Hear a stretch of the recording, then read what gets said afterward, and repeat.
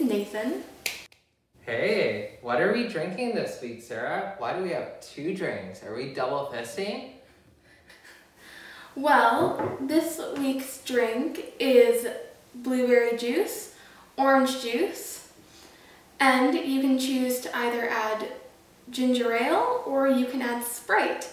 We're just going to be drinking both because they both taste good. And for those of you who drink alcohol, you can put in any alcohol of your choosing. And this week, it's called the Flood.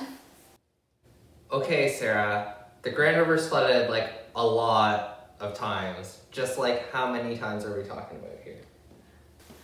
Honestly, Nathan, I couldn't tell you all the times that the Grand River has flooded in the time that we have in this show. However, I can start by talking about the Christmas flood of 1893. What? A flood in the middle of Christmas? Yeah, it sure put a damper on the mood. Anyway, moving on. In the early morning of Sunday, December 24th, while nearly everyone was peacefully asleep in their homes, the water started to creep up from the Grand River and eventually was running over Oxford Street, which is currently known as Colburn Street West, and covered all the cross streets between Gilkison and the TH&B Railroad. And you could only get around via boat, or in some cases when the water was low enough, you could use a wagon. Not only that, but the fire department helped to evacuate families that were in the highest risk of danger of being swept away by the water. Wow, a good portion of West Brant was flooded then. Do we know anything about some of the families that were affected by the flooding? Well, there were many families whose houses were washed away in the flooding, such as Mr. Christie, who lived at 22 Brant, Mr. John Summerhays, who lived at 54 Oxford, and Mr. McCormack, who lived at 26 Brant, as well as a number of other families who were forced to seek shelter in the upper levels of their homes, or they were forced to go to their neighbors who had higher levels in their houses just to escape the flooding water. So what about people who couldn't get to their neighbor's house? What did they do? Well, some of the families that were moved out were taken up on a hill past Oxford Street and made as comfortable as possible at Spencer's Brewery until they were able to return to their houses once more. And they weren't the only ones to do this too. Down in Eagle Place, Mr. Merrill, who lived on Crown Hill, opened his house to those seeking refuge from the flooding area below. So how were other residents evacuated? Surely they used the canoe. Well, yes, people were also taken out of their homes via canoe.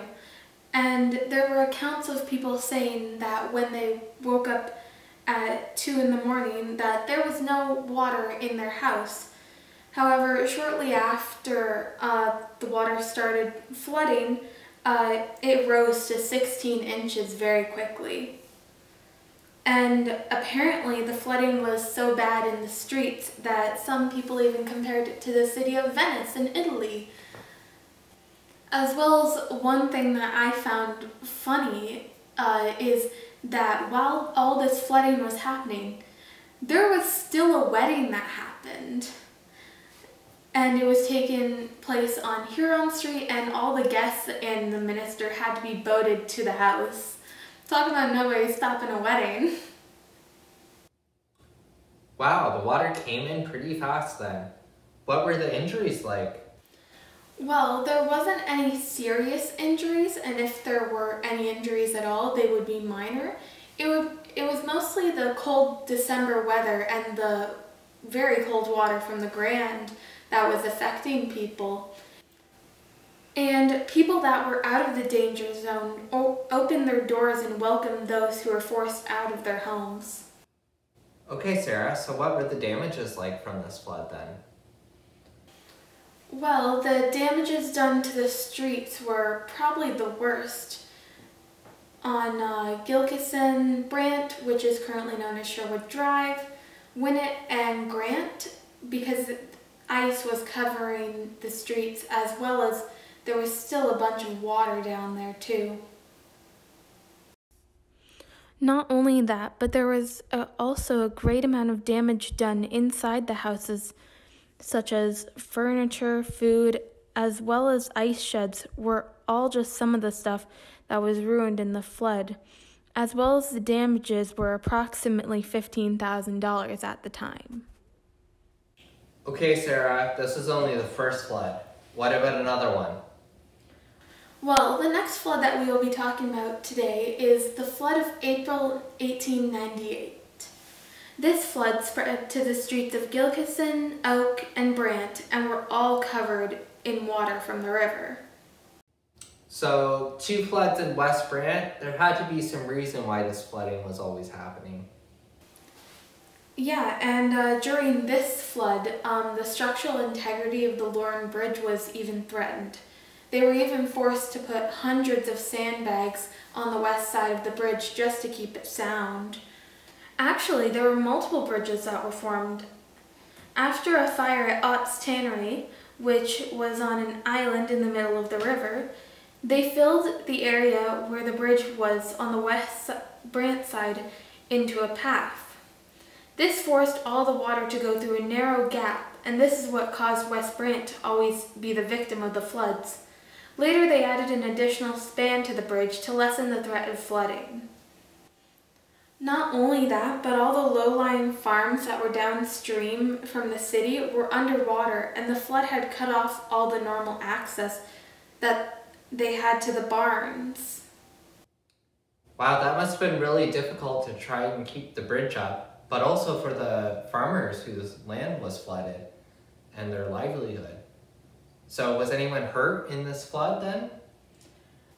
No, there actually wasn't anyone who was severely injured because the rising water had already started causing concern before it could do any major damage. And people had already started setting up sandbags as barricades in the places of most risk, as well as started warning and moving people who were most likely to be affected. Okay, what other crazy things happened during this flood, Sarah? Well, a man thought it was a good idea to try and ride his horse across the street.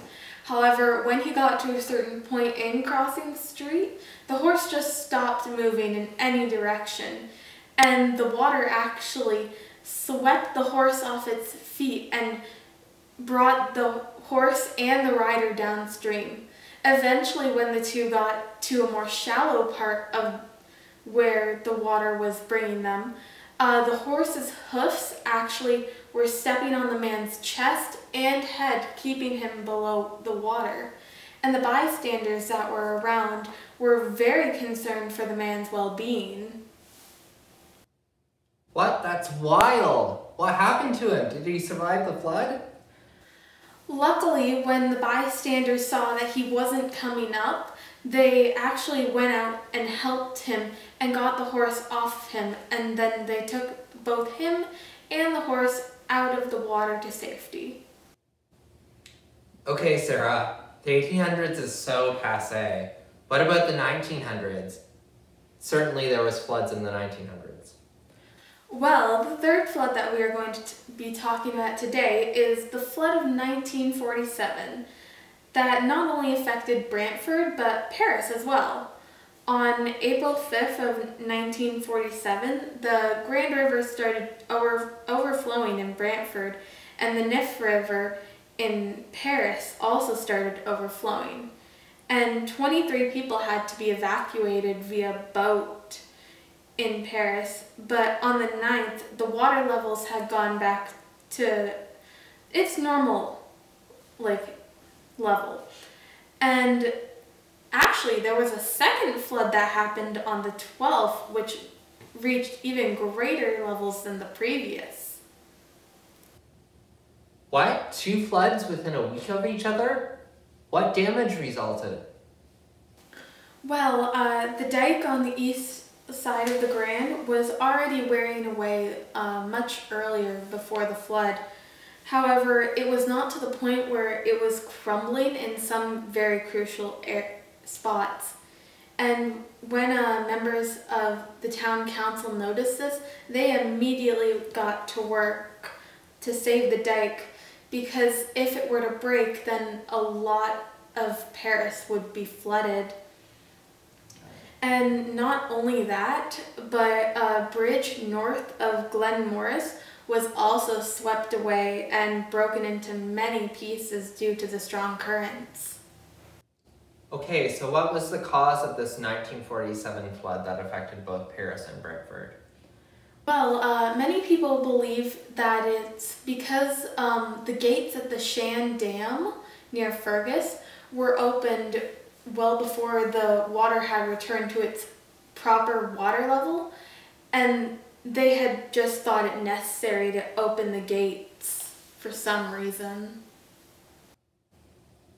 So what did they do after the flood? Surely the GRCA got involved.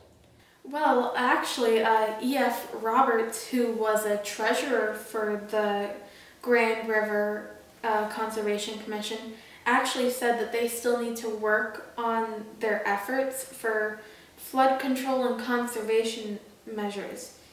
He even stated that this flood had proven that they have nowhere near the amount of facilities that are needed for if the Grand River floods.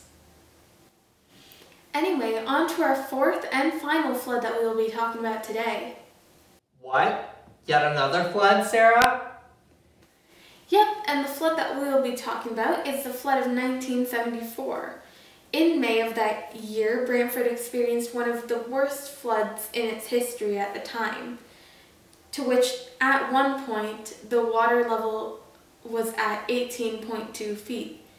And many streets were affected. However, some of the worst were in Eagle Place, and those streets had to be Burkitt Lane and River Road. Surely it wasn't just Eagle Place. What other areas of the city were affected by the 74 flood?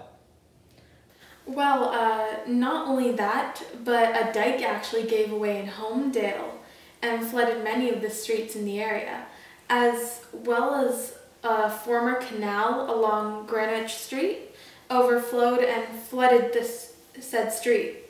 It was estimated that around 100 families had to be evacuated from their homes. Wow, that sounds like a lot of damage throughout the city. So what was the cause of this flood? Well, through the early part of the month, there was actually a high amount of rain that happened, and that caused both the Shand and Conestoga reservoirs to be filled well above their normal levels. So there must have been quite a bit of rain to fill both of those reservoirs. So what was the aftermath of the flood like? Well, in total, the flooding caused a lot of damage for the people who were evacuated, but also the people who weren't evacuated, such as basements being flooded, causing damage to furnaces, as well as anything that was currently down there.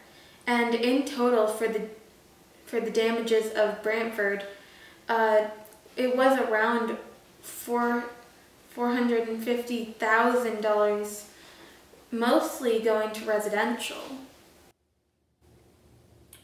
Wow, that's quite a number of flooding stories, Sarah. Hopefully it's a number of years before Brantford experiences its next flood. Hopefully. Anyway, join us next week for another episode of Brant History Happy Hour.